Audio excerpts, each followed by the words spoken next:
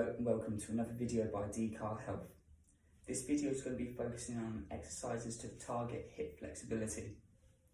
I'm going to go for a little bit of science at first because I think it's important to have substance to it and to know why you're doing it. Say if you're thirsty, you know you need a drink. Hip flexors are short, you get it. So most of us are sat down for long periods of the day.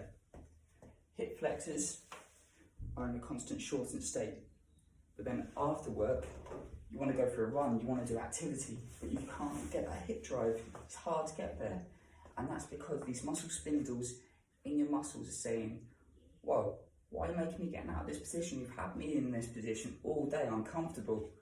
So it's important to train these muscles to get elongated and get used to that range of motion.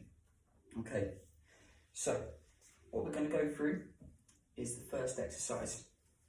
We're going to do a squat, which most people have done, but it's going to have a little twist on it.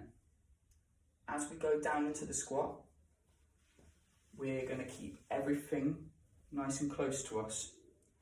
And the ball is acting as a counterweight, so we've got a greater base of support. You can either have it close to you or away, whichever you prefer. But you're going to sit at the bottom for about 6 seconds and then drive up.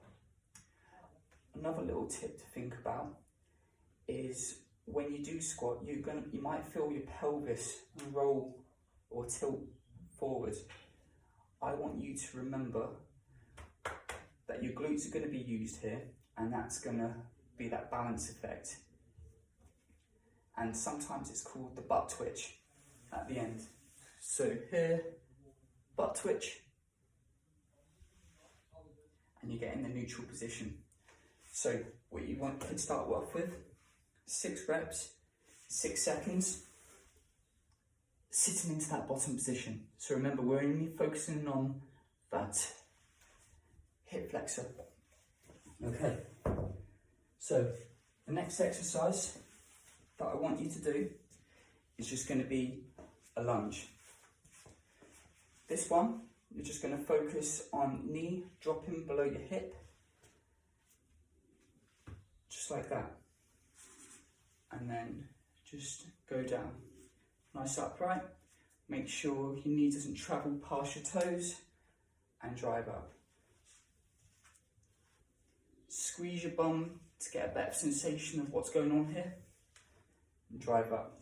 Sit at the bottom for about 2 to 3 seconds, drive upwards, 6 each leg. Okay, next ones we're going to try do is a little stretch. So you might need a mat for this and a wall. So this one I like to call the pigeon stretch. Put your foot against the wall. There. And now squeeze your quads up nice and tall. Target here, bum to heel. But if you can't do that, sometimes it's just the bulk of the muscle getting in the way. Hold that for 30 seconds. Evidence has showed minimum of 30 seconds for a stretch to show any sort of structural change. Any less, wasting your time. Don't sit on it.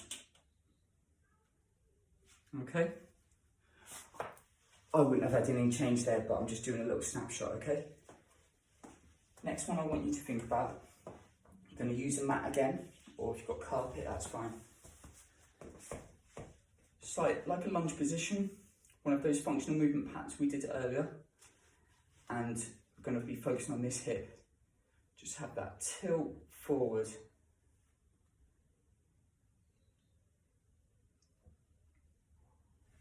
Okay, and then repeat the leg, 30 seconds on that one too.